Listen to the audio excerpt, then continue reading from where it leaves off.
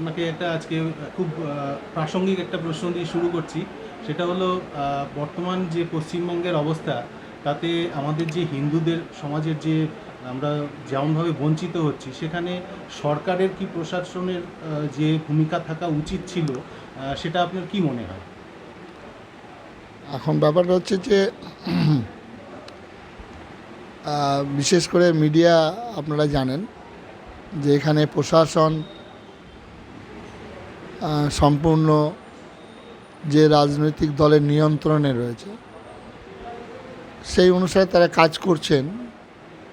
এবং মালদা, মুর্শিদাবাদে, ধুলিয়ানে সেখানে অনেকবার প্রশাসনের সঙ্গে যোগাযোগ করা সত্ত্বেও এত বাড়ি ঘর পুড়িয়েছে, লুট করেছে এবং শেষ পর্যন্ত দুজন মার্ডার হয়ে গেল, পিতা পুত্র। প্রশাসন সেখানে যায়নি। আমি ওখান থেকে রাজ্য সভাপতির সঙ্গে ফোন করি, সুকান্ত মজুমদার।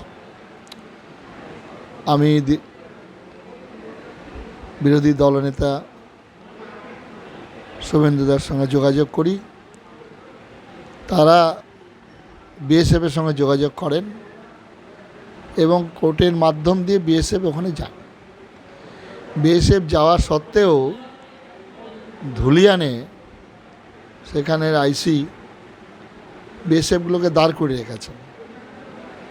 গ্রামগঞ্জ থেকে আর্তনাদ, তারা বারবার করে সাহায্য চাইছেন, কিন্তু বিএসএফ সঙ্গে আমি নিজেও যোগাযোগ করি।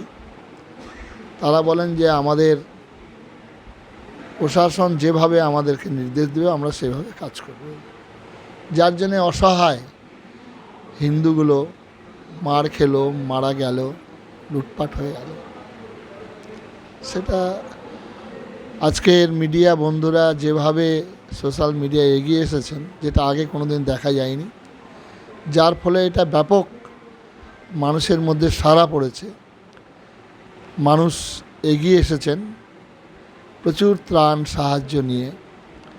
এমন খুব দুঃখজনক যে ভারত সেবাশ্রম সংঘ আমরা ত্রাণ নিয়ে গিয়েছিলেন, সন্ন্যাসী ভাইরা, তাদেরকেও সেখানে ঠিকমতো পৌঁছতে দেওয়া হয়নি। আমিও গিয়েছিলাম, কিন্তু প্রশাসনের নির্দেশে আমি সেখানে যেতে পারিনি। পরবর্তীকালে তাদের সবাইকে ডেকে, আমাদের ওখানে সেন্টার আছে মিলন মন্দির, সেখানে ডেকে তাদের মিটিং, তাদের অভাব অভিযোগ শোনা হয়েছে এবং সাহায্য করার আশ্বাস দিয়েছি।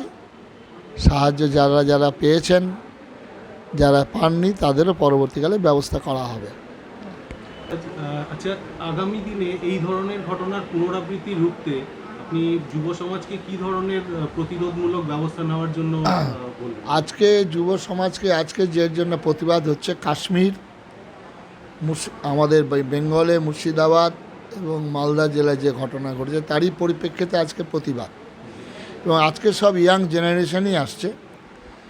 আমরা ইয়াং জেনারেশনকে আমরা বলছি যে তোমরা ভগবান রামচন্দ্রের আদর্শ, যে রামচন্দ্র তিনি বনে ছিলেন কিন্তু আদিবাসী গিরিবাসী বনভাইদের তারা সংগঠিত করেছেন, তাদের সঙ্গে মিলেছেন, যেটা আমাদের হিন্দু সমাজের বহু এই ভেদাভেদ, হিন্দু সমাজের মধ্যে যে আনটাচেবিলিটি, এটা বিরাট কাজ করেছে, যেটা রামচন্দ্রের জীবন থেকে শিক্ষা। সেই সঙ্গে শাস্ত্র এবং অস্ত্র দুটোই প্রশিক্ষণ দরকার। শাস্ত্র যেমন চর্চা করবে, শাস্ত্রের সঙ্গে অস্ত্র থাকবে। শুধু অস্ত্র নয়, অনেকে অস্ত্রের কথা বলছেন, অস্ত্র তো একটা আসরিক শক্তি হয়ে যায়। এই অস্ত্রকে কন্ট্রোল করবে শাস্ত্র। সেই জন্যে আমাদের যত দেবদেবী আছে হিন্দু ধর্মের, প্রত্যেকের সঙ্গে শাস্ত্র এবং অস্ত্র যুক্ত রয়েছে।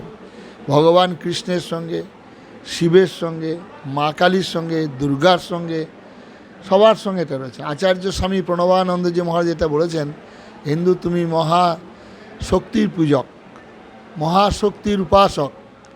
এইসব শক্তির সাধনা করিয়াও তুমি দুর্বল হইবে, তুমি ভীরু হইবে, তুমি কাপুরুষ হইবে।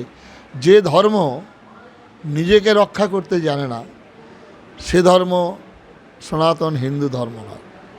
যে ধর্ম শক্তি যোগায় না, সে ধর্ম সনাতন হিন্দু ধর্ম নয়। এটা আমাদের শাস্ত্রে বলেছে।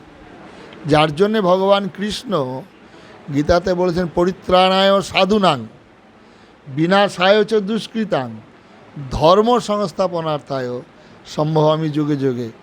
3টি কাজের জন্য আমার আবির্ভাব। অধর্মের গ্লানি হলে আমি সেখানে আবির্ভূত হব।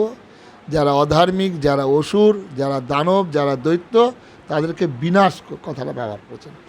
বিনাশ কথাটা ব্যবহার করতে গেলেই স্বামী বিবেকানন্দ যেমন বলেছেন, is what we want, strength strength strength, শক্তি শক্তি শক্তি। মহারাজ, আমার শেষ প্রশ্ন, আপনার কি মনে হয় যে বর্তমান পশ্চিমবঙ্গের পরিস্থিতিতে কেন্দ্রীয় সরকারের হস্তক্ষেপ করা প্রয়োজন? সেটা যারা রাজনীতি করছেন, রাজনীতির দৃষ্টিভঙ্গিতে তারা আবেদন নিবেদন করবেন।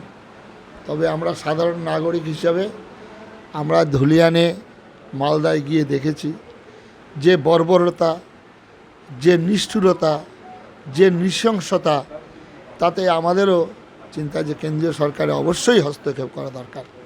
যখন স্টেট গভর্নমেন্ট প্রোটেকশন দিতে পারছে না, স্টেট গভর্নমেন্ট যখন তুষ্টিকরণের পথে যায়, তখন স্টেটের সাধারণ মানুষ তারা চাইবে আমরা বাঁচার জন্য, আমাদের মা বোনের সতীত্ব রক্ষা করার জন্য, ইজ্জত রক্ষা করার জন্য আমরা এটা প্রার্থনা করতেই পারি। করেছি, আমি নিজে গিয়েছিলাম দিল্লি, আবেদন করেছি, তারা চিন্তা ভাবনা করছেন।